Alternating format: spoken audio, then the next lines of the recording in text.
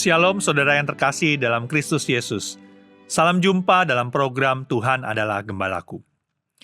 Saudara, ada banyak orang yang terlihat baik dari luar.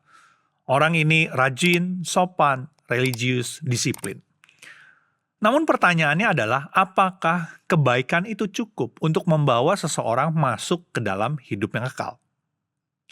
Mari kita bersama-sama memperhatikan dari Matius 19 ayat 16-26.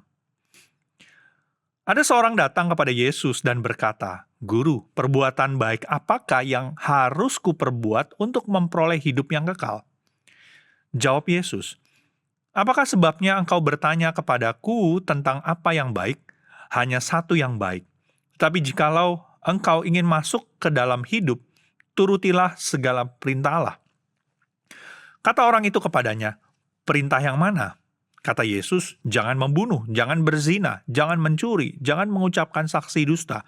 Hormatilah ayahmu dan ibumu, dan kasihilah sesamamu manusia seperti dirimu sendiri." Kata orang muda itu kepadanya, "Semuanya itu telah kuturuti, apalagi yang masih kurang?" Kata Yesus kepadanya, "Jikalau engkau hendak sempurna, pergilah jualah segala milikmu dan berikanlah itu kepada orang-orang miskin, maka engkau akan beroleh harta di sorga.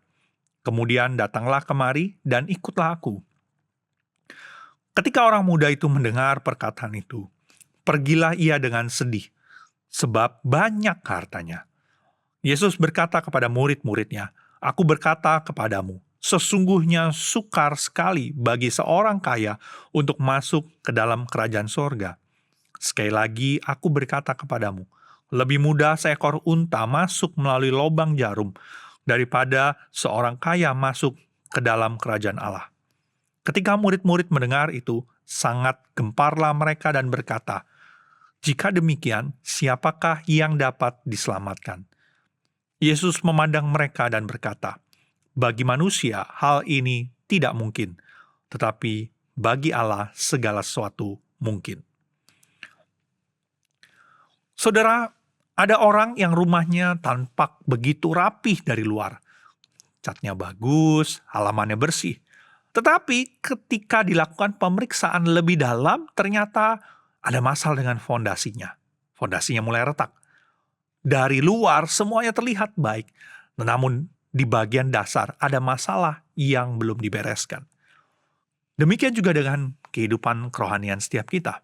Seseorang bisa terlihat baik, bermoral, bahkan religius. Tetapi ketika Yesus menyentuh bagian terdalam dari hatinya, barulah terlihat apa yang sebenarnya menjadi sandaran hidupnya. Di dalam ayat 16 dicatat bahwa seorang datang kepada Yesus dan bertanya, "Guru, perbuatan baik apakah yang harus kuperbuat untuk memperoleh hidup yang kekal?" Pertanyaan ini menunjukkan cara pikir yang umum pada manusia. Apa yang harus saya lakukan supaya saya layak? Yesus menjawab dengan mengarahkan dia kepada perintah-perintah Allah, hukum Taurat. Dan orang muda ini berkata, "Semua itu telah kulakukan, kuturuti, apalagi yang kurang." Kalimat ini sangat menarik. Secara lahiriah, dia memang sudah hidup dengan baik. Tetapi tetap ada kekosongan di dalam hatinya. Ia tahu bahwa ada sesuatu yang masih kurang. Lalu Yesus berkata, "Jualah segala milikmu, berikanlah itu kepada orang miskin, kemudian datanglah kemari dan ikutlah aku." Saudara, Yesus bukan sedang mengajar bahwa semua orang harus menjual seluruh hartanya untuk diselamatkan. Tidak. Yesus sedang menyentuh pusat hatinya. Apa yang menjadi hal terpenting di dalam hati setiap kita? Masalah orang muda ini bukan sekedar dia punya harta, tetapi masalahnya adalah hartanya memiliki hatinya. Dan ketika Yesus menyentuh titik itu, reaksinya jelas. Dia pergi dengan sedih, sebab banyak hartanya. Ia ingin hidup yang kekal, tetapi ia tidak siap melepaskan apa yang lebih ia cintai daripada Tuhan. Lalu Yesus berkata, sukar sekali bagi seorang kaya untuk masuk ke dalam kerajaan sorga. Bukan karena kaya itu sesuatu yang salah, tidak, saudara-saudara. Tetapi karena kekayaan bisa dengan mudah membuat seseorang merasa cukup, merasa aman, dan pada akhirnya tidak lagi merasa membutuhkan Tuhan, tidak lagi hidupnya bergantung kepada Tuhan. Kalau kita ingat renungan-renungan sebelumnya, Tuhan ingin setiap kita menjadi seperti seorang anak yang bergantung sepenuhnya, dan bukan kepada harta, tapi kepada Tuhan. Saudara-saudara, murid sangat gempar dan bertanya, jika demikian, siapakah yang dapat diselamatkan? Jawab Yesus, bagi manusia hal itu tidak mungkin, tetapi bagi Allah segala sesuatu mungkin. Artinya keselamatan tidak bisa dicapai oleh upaya dari manusia, tidak bisa dicapai oleh kekayaan, oleh kebaikan, prestasi rohani, atau usaha-usaha yang lain. Keselamatan hanya mungkin karena kasih karunia Allah, anugerah dari Allah. Perikop ini mengajak kita bertanya dengan jujur. Apa yang masih kurang dalam hidup kita? Kadang masalahnya bukan karena kita tidak tahu firman.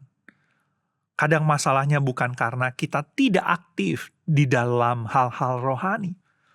Masalahnya adalah ada sesuatu yang kita pegang dengan begitu erat, sehingga kita sulit sungguh-sungguh mengikut Yesus.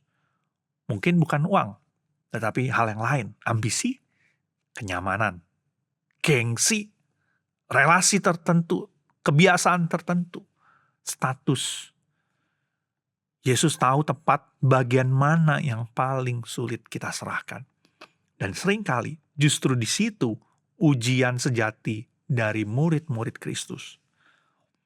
Perikop ini juga menegur setiap kita, supaya jangan menggantungkan keselamatan kepada moralitas atau prestasi rohani.